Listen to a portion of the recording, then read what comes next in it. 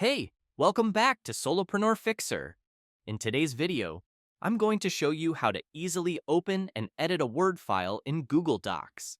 This is a super handy trick, especially if you're collaborating with others or need to access your documents on the go.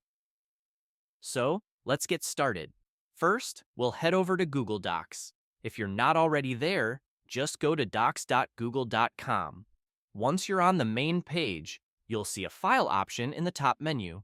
Click on File, then select Open from the drop-down menu. Now, a pop-up window will appear. Here, you'll want to go to the Upload tab. You can either drag and drop your Word file into this window, or click on Select a file from your device to browse your computer and choose the file.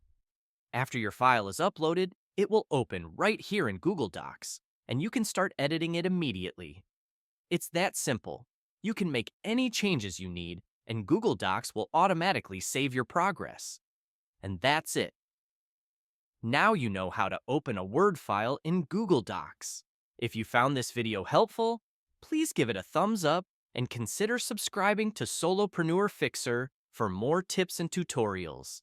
Thanks for watching, and I'll see you in the next video.